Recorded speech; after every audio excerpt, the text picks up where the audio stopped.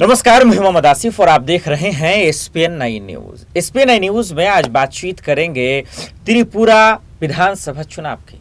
दर्शकों, इस वक्त वोटिंग हो रही है, वोटिंग के आखिरी पड़ाव है और इससे पहले ही धांधली को लेकर, ईवीएम में घोटाले को लेकर हंगामा मचना शुरू हो गया। त्रिपुरा में दरअसल त्रिकोणीय मामला है। एक तरफ बीजेपी कांग्रेस के बीच में हंगामा तो है ही है, वहीं टीएमसी जो है दरअसल इसमें अपनी कोशिशें कर रही हैं और अपनी किस्मत आजमाइश में लगी हुई है। वहीं वहां के जो क्षेत्रीय पार्टी सब हैं वो भी हमलावर हो रहे हैं और वहां के एक किंग मेकर साहब है जिन्होंने ये हमला बोल दिया है कि अगर मेरे 20 सीटें आ जाते हैं तो बीजेपी के विधायकों को हम खरीद लेंगे। अब मेरे पास पैसा ही पैसा है, टेंशन की नहीं है, पैसे की कोई कमी नहीं है। ये खुलेआम ये बाइट कर रहा है, बजट हमने आपको सुनाया भी है। लेकिन इससे पहले मैं चाहता हूं कि ये तमाम हंगामों के बीच में, विधायकों की खरीद फरोख्त के बीच में ऐसा इन्होंने क्यों कहा, ये मैं आपको बताऊं। इससे पहले मैं चाहता हूं कि देश के प्रधानमंत्री नरेंद्र मोदी त्रिपुरा जाकर कांग्रेस और लेफ्ट विंग, क्योंकि कांग्रेस और लेफ्ट का जो है गठबंधन चल रहा है, किस तरीके से हमला बोला था, उन्होंने क्या कुछ कहा था, जरा ये 5 मिनट का वीडियो जरा देखिए। कोई कोर कसर नहीं छोड़ी है। साथियों, विकास की पहली शर्त होती है कानून व्यवस्था का राज। वामपंथी शासन ने त्रिपुरा को विनाश के रास्ते पर धकेल दिया था। यहां जो हाल थे उसे त्रिपुरा के लोग कभी भी भूल नहीं सकते। सरकारी दफ्तरों पर काडर का कब्जा, पुलिस थानों पर काडर का कब्जा, व्यापार कारोबार पर काडर का कब्जा। वामपंथियों ने त्रिपुरा के लोगों को अपना गुलाम समझ लिया था। वो अपने आप को बादशाह मानते थे। कमाई हो या फिर सुनवाई, रेड सिग्नल ही त्रिपुरा का दुर्भाग्य बन गया था। भाजपा सरकार ने त्रिपुरा में शांति और कानून का राज स्थापित किया है। इस चुनाव में ही देखिए, हर दल, हर उम्मीदवार के झंडे चारों तरफ दिखते हैं। क्या ये 5 वर्ष पहले तक संभव था? मुझे तो याद है 30 साल तक वामपंथियां रहे और हर चुनाव में 2-2, 3-3 महीने पहले इसकी हत्या, उसकी हत्या, उसको मार दिया, उसको फांसी पर लटका दिया, ऐसी खबरें आ रही थी। आप मुझे बताइए, ये चुनाव शांतिपूर्ण चल रहा है कि नहीं चल रहा है? चल रहा है कि नहीं चल रहा है? लोग आत्मविश्वास से भरे हुए हैं कि नहीं है?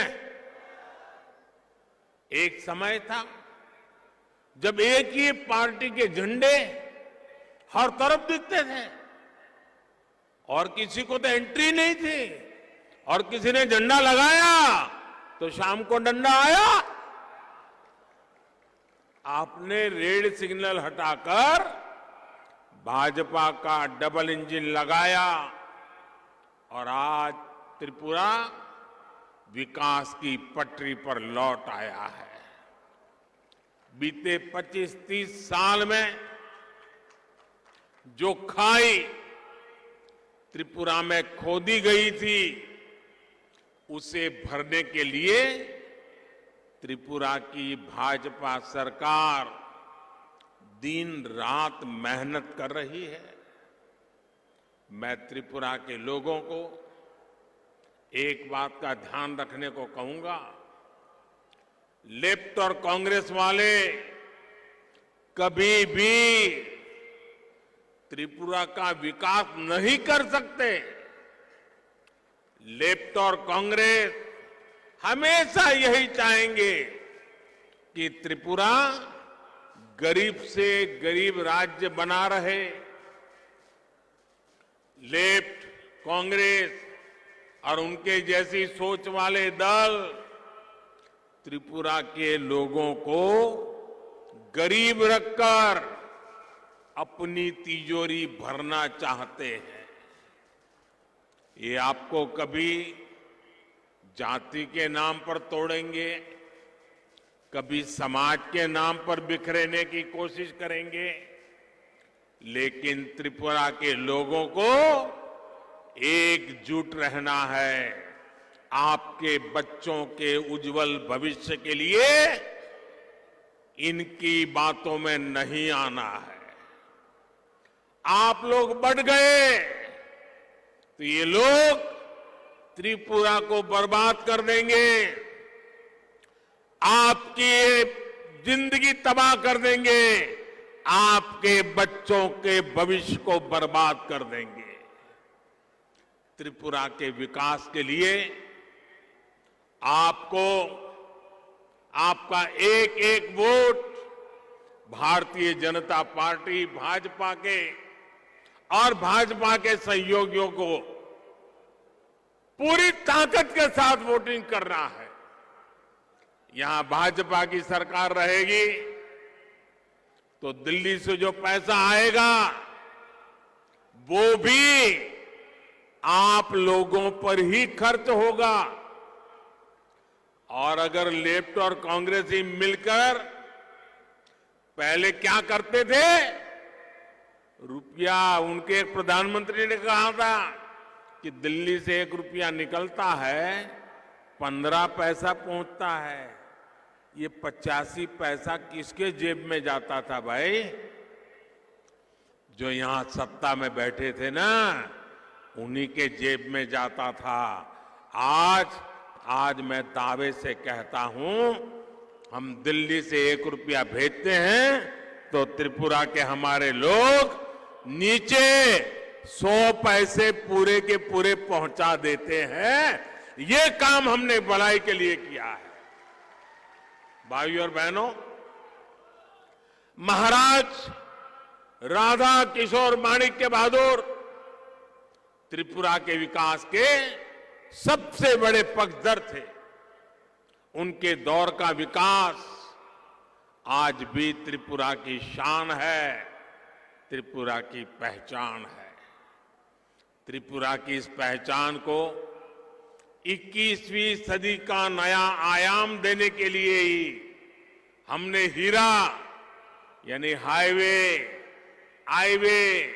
रेलवे और एयरवे का संकल्प लिया था।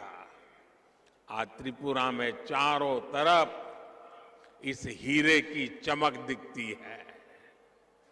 त्रिपुरा वाले तो अनुभव ही कर रहे हैं।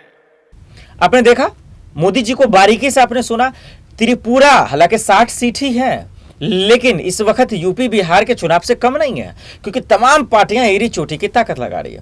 और आज जैसे वोटिंग की शुरुआत हुई, लोग घर से मतदान करने के लिए निकले, उसके बाद हमारा अपने देखा कि किस तरीके से नेताओं के तरह तरह के बयान आने लगे। कोई ईवीएम को लेकर गाली दे रहा है, तो कोई धांधली को लेकर आरोप लगा रहा है, कोई किंग मेकर का काम कर रहा है, तो कोई विधायकों को खरीद फरोख्त करने का जो है दिमाग लगा रहा है।